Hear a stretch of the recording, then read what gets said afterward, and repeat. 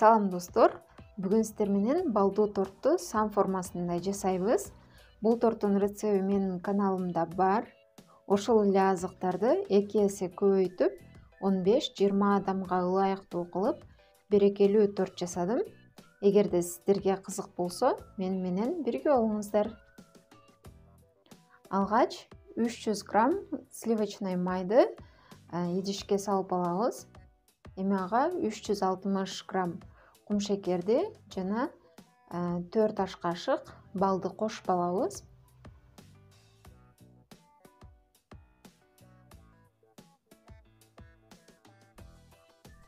Эми аны кайнап жаткан суунун буусуна коюп, шекер менен майы толугу менен эригенге чейин ысытып эритип алабыз. Эми аны оттон алып, 1 чай кашык толо сода кошуп, жакшылап аралаштырып алабыз. Массабыз ысык болгондуктан жумуртка күйүп кетпеш үчүн бир аз ундан кошуп аралаштырып алабыз. Эми ага 4 жумуртканы бир-бирден кошуп, бат-баттан аралаштырып алабыз.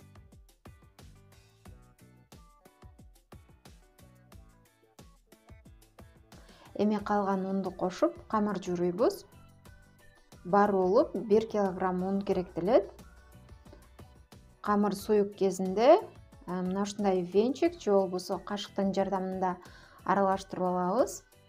Ал эми камыр коюлгандан кийин калган унду столдун үстүнө төгүп алып, мына ушинтип камыр жууруп алсак ыңгайлуу болот. Камыр аябай жумшак камыр болот, бирок анын жумшак экенин деп ун менен толтуруп салбаңыз. Аны муздаткычка коюп муздатканда камырыбыз бир кайла катуу камыр болуп калат. Эми аны 1,5 сааттай муздаткычка коюп муздатып алабыз. Бул учурда убакыттан утурбаш үчүн өзүңүзгө керектүү санды даярдап алыңыз. 1,5 саат убакыт өттү. Өзүңүздөр байкагандай камырыбыз иштегенге ыңгайлуу катуу камыр болуп калды. Эми аны 10 бирдей бөлүккө бөлүп алабыз. Алардын баарын тоголоктоп алабыз. Эми пергамент кагаздын үстүнө жука кылып жайып алабыз. Алдын ала даярдап алган санды коюп, акырындык менен бычактын жардамында кесип алабыз. Мен бүгүн 61 деген сандагы торт жасаймын. Андыктан мага 6 жана 1 деген санды кыркып алган болчумун.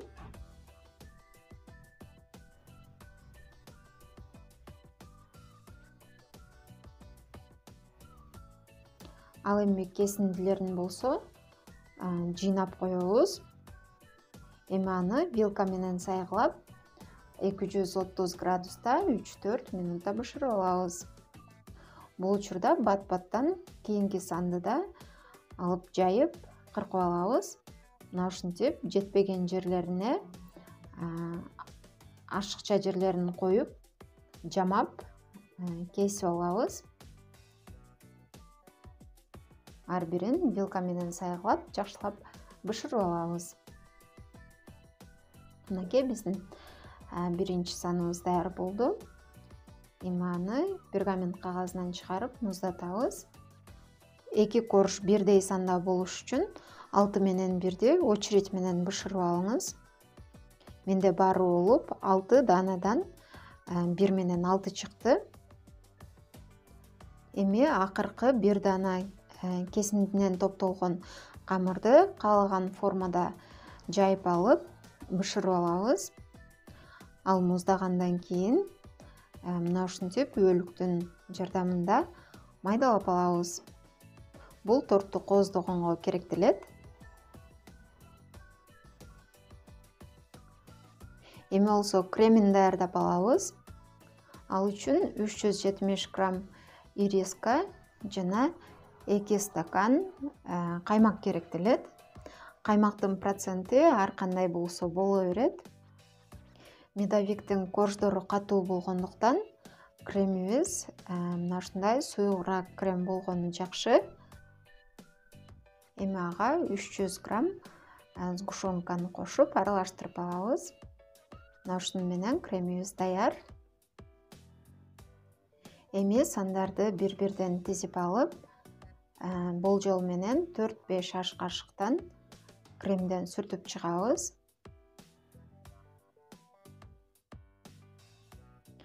Крем четинен агып кетпеш үчүн астыңкы корждорго четине бир аз жеткирбей сүртөбүз кремди. Мына ушинтип бардык коржду даярдап алабыз. Мына ушундай кисточканын жардамында торттун четтерине да кремди сүртүп алабыз. Тортубуз даяр болду. Эми муну болжол менен 6-8 саатка муздаткычка коебуз. Мен кечинде жасап, эртең менен алдым. Эми баягы майдалап даярдап алган коржду торттун четине жабыштырып чыгабыз. Торттун бетинде ушуну менен тегиз жаап кооздоп алсаңыз болот.